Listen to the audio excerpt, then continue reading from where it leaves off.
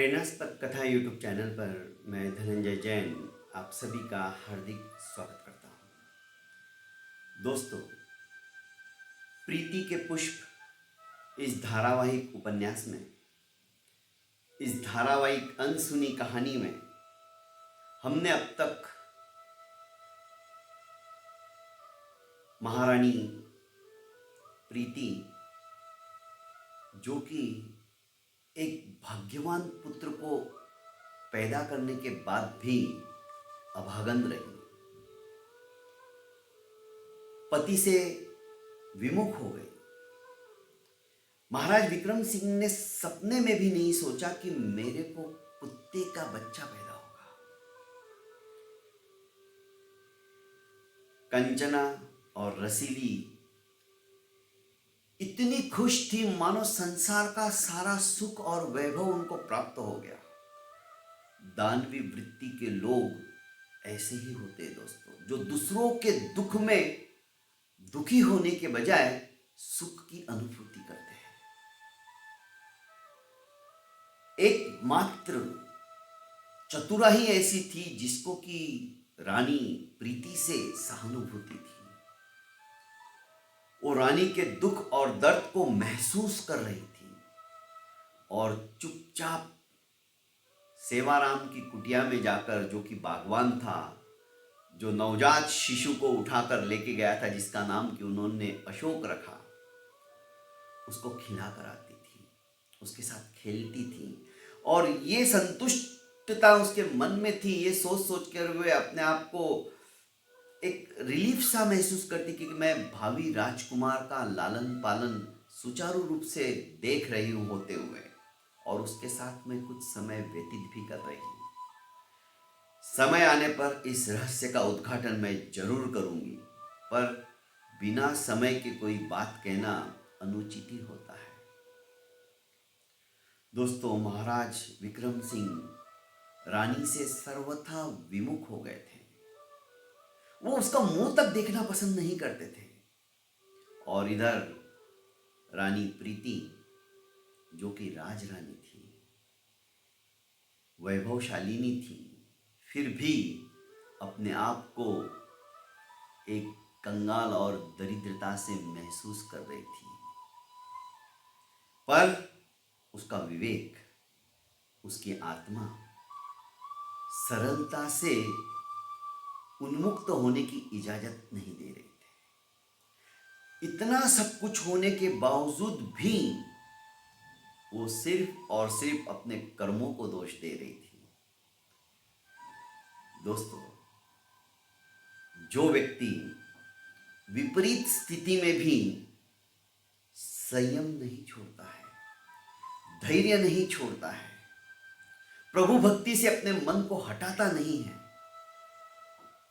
सचमुच में उसी व्यक्ति का जन्म लेना सफल एवं सार्थक होता है। चाहे कितने भी कष्ट क्यों ना आए।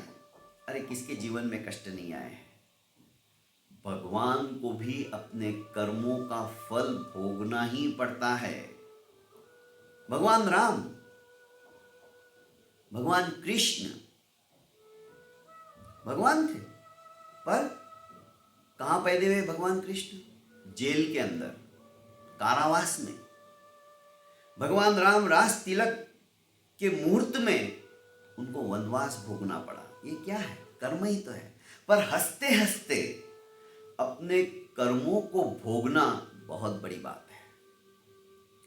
वही महापुरुष होते हैं, वे ही इतिहास लिखते हैं।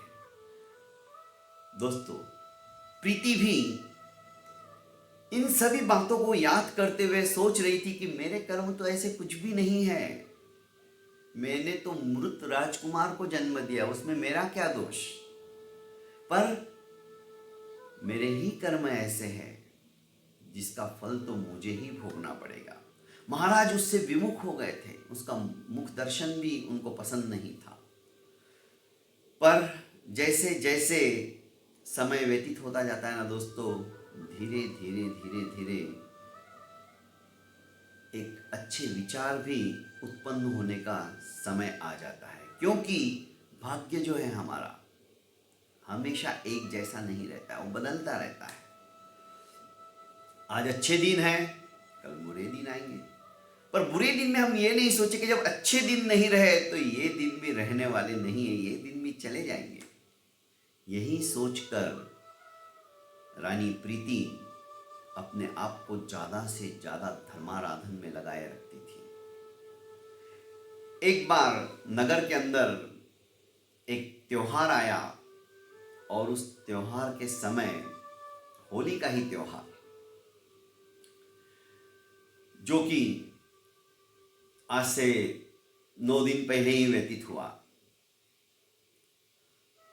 होली के त्योहार पर सभी अपने अपने वैर विरोध, मन के अंदर जो ग्लानि है उसको विस्मृत कर एक दूसरे से प्रेम से गले मिल रहे थे। रंगों की होली, प्यार की होली। महाराज विक्रम सिंह ने भी सोचा कि मैं कैसा राजा हूं। प्रजा का हित सोचते सोचते मैंने स्वयं ने अपना अहित कर लिया। रानी की तरफ मैंने झांक कर भी नहीं देखा कि उसकी क्या दशा होगी, उसके ऊपर क्या बीत रही होगी। वो तो अत्यंत सुलक्षणा है और मैंने उसे कुलक्षणा समझ लिया, अभागन समझ लिया। अरे भला कुत्ते की पिल्ले को जन्म दिया तो उसमें उसका क्या दोष? बराबरी का भागीदार तो मैं भी हूं ना। हम दोनों के संयोग से ही तो बच्चा पैदा हुआ है। धीरे धीरे मन के अंदर जो वैर भाव था समझ में आने लगा और सोचा कि नहीं, आज होली के पावन पुनीत पर्व पर मैं जाकर उससे क्षमा याचना करता हूं। और क्षमा हमेशा बड़ों को ही करनी चाहिए, उसमें उसकी कोई गलती नहीं है। बस यही सोचकर महाराज विक्रम सिंह फटाक से निकले और वहीं पर पहुंच गए जो कि प्रसव गृह के लिए चुना गया था। वही रूम जहां पर रानी ने राजकुमार को जन्म दिया था, जबकि महाराज विक्रम सिंह के नजरों में उसने कुत्ते के पिल्ले को जन्म दिया था। वहां पहुंच गए ढूंढते ढूंढते। उन्हें विश्वास ही नहीं था कि रानी अब तक इसी कक्ष में रहेगी। पर जहां पर महाराज स्वयं विमुख हो जाए किसी से, भला दास दासियों को क्या पड़ी है, वे क्यों उसकी तरफ ध्यान देंगे। एकमात्र चतुरा थी जो उनके दुख दर्द के अंदर सहानुभूति अभिव्यक्त करती थी, उनकी साल संभाल करती थी। पर महारानी प्रीति कभी भी उस दिन के बाद, जिस दिन से उन्होंने दर्शन देना बंद कर दिया, उसने सादे सिंपल वस्त्रों को धारण किए, आभूषण सब निकाल के रख दिए एक तरफ। बस एक बिंदिया और गले में मंगलसूत्र था, उसके अलावा उसके पास कुछ आभूषण ही नहीं थे। महाराज विक्रम सिंह ने जब उसकी ऐसी हालत देखी, क्षीण हो चुकी थी, दुर्बल हो चुकी थी, कहा कि प्रिय प्रीति, तुम ये क्या किया है? अपना हुलिया तो देखो जरा मिरर में, दर्पण में, कि महाराज मैं किसके लिए देखूं, अपने आप को मैं किसके लिए निहारूं? जब आप स्वयं ही मुझसे रूठ गए, मुझसे नाराज हो गए, तो महाराज को हार्दिक आत्मग्लानि हुई। उन्होंने कहा, नहीं प्रीति, बस अब आगे एक शब्द भी मत कहना, मुझे अपनी गलती का एहसास है और आज के बाद तुम इस कक्ष में नहीं रहोगी, अपने पुराने कक्ष में आ जाओ। चतुरा को कहा कि चतुरा, तू कैसी इनकी अंतरंग दासी है, मुझे तेरे से अपेक्षा नहीं थी। चतुरा ने कहा कि महाराज, रानी सही कह रही है, जब से आपने इधर आना छोड़ दिया, रानी वस्त्राभूषणों को उसने त्याग कर दिया। अच्छे वस्त्र तो उसने तब से पहने ही नहीं है, बस यही एक सादी सिंपल साड़ी ये पहनी रहती है, सारे आभूषण उतार कर रख दिए एक तरफ। ये सिर्फ आपके ही ध्यान के अंदर लीन रहती है। मैं कुछ कहने जाती हूँ, मैं कुछ समझाती हूँ, पर ये समझने की कोशिश ही नहीं करती है। महाराज ने कहा, कोई बात नहीं, अब तुम्हारी रिस्पॉन्सिबिलिटी है, इन्हें अच्छे से उपटन लगाकर, अच्छे से नहला धुला कर अपने कक्ष में पहुंचाओ, मैं कुछ ही समय में आता हूं। रानी प्रीति प्रसन्न हो गई। वो खुद ही फटाफट तैयार होने लगी और अपने कक्ष में पहुंच गई। सारी यादें तरोताजा हो गई। महाराज विक्रम सिंह आते हैं और गपशप शुरू हो जाती है। काफी देर तक जो भी गिले शिकवे थे समाप्त हो जाते हैं, मिलते हैं और होली के इस पावन पुनीत प्रसंग पर मन की जो दुविधाएं थी, मन के अंदर जो उद्वेग के भाव थे, द्वेष की भावना थी, सब कुछ महाराज विक्रम सिंह के दिलो दिमाग से समाप्त हो गई, धुल गई। प्रीति के फिर से अच्छे दिन आने लगे। प्रीति बहुत खुश हो गई। इस बीच ये दोनों सहेलियां भी आती, पहले भी आती थी पर इतना नहीं आती थी। महीने में एक आध बार आई, उसी कक्ष में जाती जहां पे प्रसव हुआ था, जहां पर राजकुमार पैदा हुआ था, और आने के बाद उसके घावों को सहलाने के बजाय नमक मिर्च लगाती थी। बाहर नगर के अंदर तो ऐसी चर्चा चल रही है, नारी कितनी अभागन है ये हमारी रानी, उसने तो बच्चे को पैदा होती मार दिया, उसका गला घोट दिया, वो तो नरभक्षिणी हो गई, राजकुमार का तो मुंह हम लोग देख ही नहीं पाए। तरह तरह की बातें नगर के अंदर हो रही है। ऐसी बातें बोल बोल कर व्यंग बाणों से उसके हृदय को छलनी करती थी।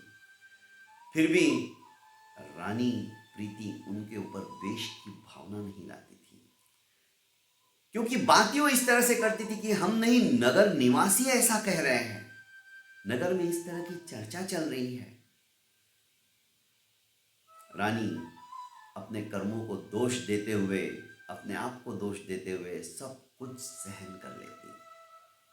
पर इधर ये दोनों, कंचना और रसीली, फिर से दुखी होने लगी, क्योंकि राजा का प्यार फिर से प्रीति को प्राप्त हो गया और उनकी यह दुख भरी दास्तां जब ज्यादा बढ़ गई तब उन्हें पता चला कि प्रीति फिर से पेट से हो गई है। आती द्वेष भावना से उनको फिर से प्रीति को वो सुनाती कि देखो नगर में ऐसी ऐसी चर्चाएं चल रही है और सचमुच में इस बार तुम्हारा तो कोई दोष ही नहीं है प्रीति, हम तुम्हारे साथ है, तुम चिंता मत करो, इस बार तो तुम एक अच्छे राजकुमार को जन्म दोगी जो कि स्वास्थ्य भी रहेगा, मस्त भी रहेगा और हमारी गोदी के अंदर खेलेगा भी। उसे सांत्वना के साथ साथ दुशाले में लपेट कर ऐसे चाबुक मारती थी कि उसका घाव भयंकर लगता था, चोट लगती थी, पर सामने वाले को रोने भी नहीं देती थी। इस तरह की कुटिल नीतियां इन दोनों के अंदर थी और इसी तरह से बताया जा रही थी। प्रीति मन ही मन सोचती थी, क्योंकि उसको इस तरह से अपेक्षा नहीं थी कि मेरी सहेलियां मुझे इस तरह से बोले। किसी शायर ने सही कहा है, हम दम के लिए हम दम से गए, हम दम के लिए हम दम से गए, हम दम की कसम हम दम न मिला, जख्मे जिगर पे दर्द हुआ, मरहम गए मरहम न मिला, मरहम गए मरहम न मिला। प्रीति यही सोच रही है कि आज मुझे मरहम लगाने की जरूरत थी इनको, पर कोई बात नहीं, समय रहता है। ये आज भी मेरी सहेलियां हैं और ये ऐसी ही सहेलियां हैं जो मेरी पूर्ववत थी, क्योंकि वो सरल थी प्रीति, उसके मन के अंदर विचार भी सरलता से परिपूर्ण ही आते थे। इधर ये दोनों सहेलियां इतनी खुश थी, सोचने लगे कि इस बार और मौका मिला है। अब की बार तो रानी बहुत अपने आप को शानी समझती है ना, जैसे तैसे इसने मोह जाल के अंदर फिर से फंसा लिया राजा को। अब नहीं, इस बार भी हम ऐसा ही कुछ उपाय करेंगे जिससे कि राजा इसको तो हमेशा के लिए ही छोड़ देगा। बस दोस्तों, तरह तरह के विचार, तरह तरह की संकल्पनाएं, तरह तरह की योजनाएं कंचन और रसीली बनाने लगी। अब किस तरह से अपनी योजना को कामयाब बनाने के लिए, अपनी योजना में सफलता लाने के लिए ये क्या क्या उद्यम करेंगी, सुनने के पश्चात ही पता चलेगा। आज के लिए इतना ही समय हो चुका है। मेरे इस प्रेरणास्पद कथा यूट्यूब चैनल को आपने अभी तक लाइक एवं सब्सक्राइब नहीं किया तो दोस्तों लाइक एवं सब्सक्राइब कर लीजिए, और सब्सक्राइब करने के बाद में एक बेल का आइकॉन आपको दिखेगा, उसे हल्का सा टच कीजिए। ऑप्शन आएंगे, सबसे ऊपर ऑल का ऑप्शन है, आप ऑल को सेलेक्ट कर लीजिए, ताकि जैसे ही मैं कोई भी कहानी अपने इस चैनल के ऊपर अपलोड करता हूँ आपको त्वरित नोटिफिकेशन के द्वारा पता चल जाएगा कि मैंने कहानी अपलोड कर ली है, और आपको ज़्यादा इंतज़ार नहीं करना पड़ेगा। बहुत बहुत धन्यवाद।